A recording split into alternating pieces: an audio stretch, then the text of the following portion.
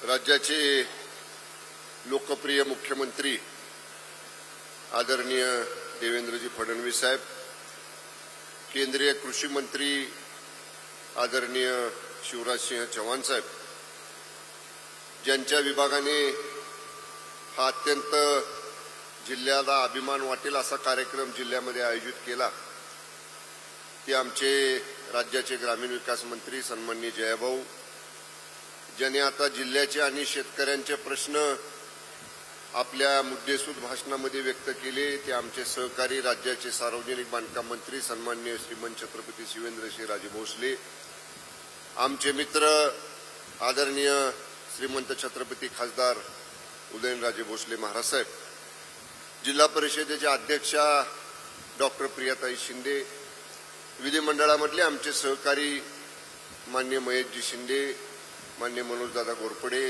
माननीय अतुलबाबा भोसले, माननीय सचिनदादा पाटील, व्यासपीठावर सर्व उपस्थित मान्यवर, आत्ताचे सचिव या विभागाचे पुणकुलवार साहेब, याच्या अगोदरचे सचिव आणि आत्ताचे जलसंपदा सचिव डवले साहेब, ज्यांनी गेले 8 दिवस हा कार्यक्रम ठरल्यापासून सतत ह्या कार्यक्रमाचे बारकावे मान्य मंत्री महोदयांच्या बरोबर जयाभाऊंच्या बरोबर जिल्ह्यामध्ये पाहिले, त्या मुख्य कार्यकारी अधिकारी श्रीमती यास्नी नागराजन, जिल्हाधिकारी श्री संतोष पाटील, जिल्हा पोलीस अधीक्षक श्री निखिल पिंगळे, व्यासपीठावरील सर्व भारतीय जनता पक्ष आणि इतर सर्व महायुतीतल्या घटक पक्षांचे मान्यवर पदाधिकारी, उपस्थित जिल्हावासीय, सर्व लाभार्थी, घरकुल लाभार्थी, सन्माननीय बंधू आणि भगिनींनो, या जिल्ह्यामध्ये एवढ्या मोठ्या प्रमाणामध्ये घरकुलांचं वितरण होणं आणि मुदतीच्या पूर्वी घरकुल पूर्ण करण्याचं उद्दिष्ट पार करणं ही तशी काही छोटी गोष्ट नव्हती. बऱ्याचशा ठिकाणी आपल्याला जागांचे प्रश्न होते, पण आदरणीय फडणवीस साहेबांनी, आदरणीय एकनाथजी शिंदे साहेबांनी या सगळ्यांनी मंत्रिमंडळामध्ये एकत्र निर्णय घेऊन घर खरेदीसाठी 1 लाख रुपयेपर्यंतचे पैसे ज्यांना जागा नाहीत त्यांना जागा खरेदी करण्यासाठी म्हणून या ठिकाणी देण्याचा निर्णय घेतला. आज एवढ्या मोठ्या प्रमाणात दुसरा हप्ता देखील इथं सांगितल्याप्रमाणे आता एकूण 10,000 कोटी रुपयांचा मिळणार आहे.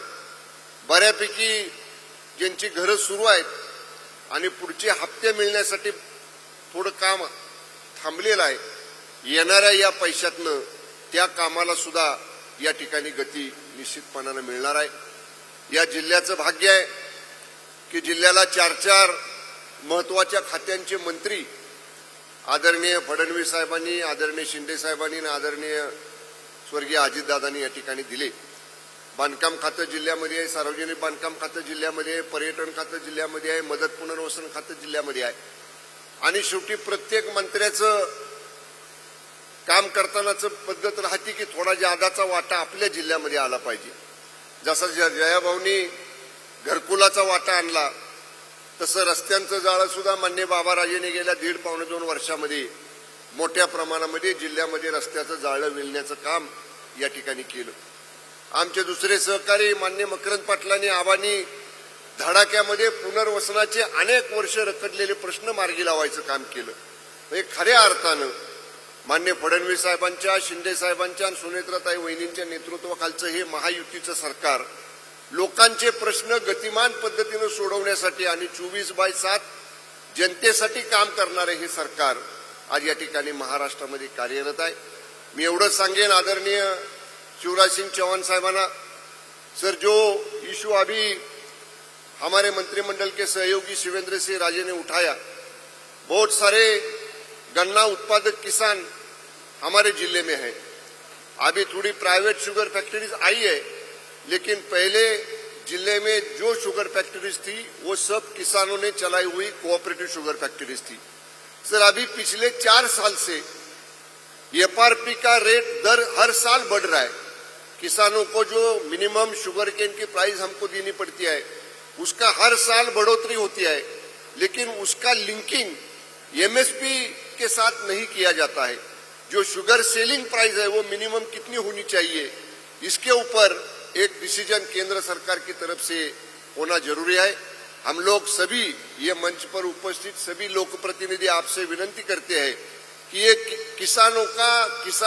ये गन्ना उत्पादक किसानों का जिला है। अगर ये एमएसपी का प्राइस ये केंद्र सरकार की तरफ से अगर बढ़ाया जाए तो हमको बड़ी राहत ये जिले में किसानों को एफआरपी प्राइस देने में ये यहाँ मिल सकती है। मैं बहुत ज्यादा भाषण यहाँ नहीं करूंगा, ये हमारे जिले का सौभाग्य है।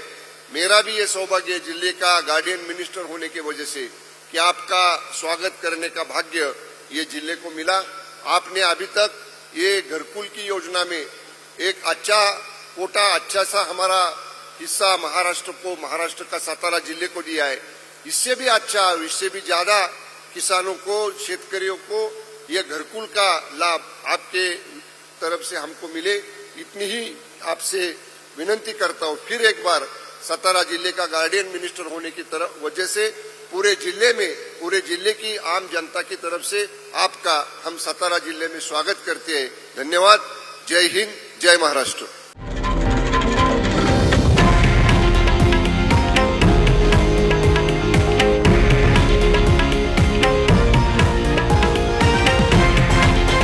हे आहे देशातील नंबर 1 न्यूज नेटवर्क आणि आपण पाहत आहात TV9 मराठी, एकमेव।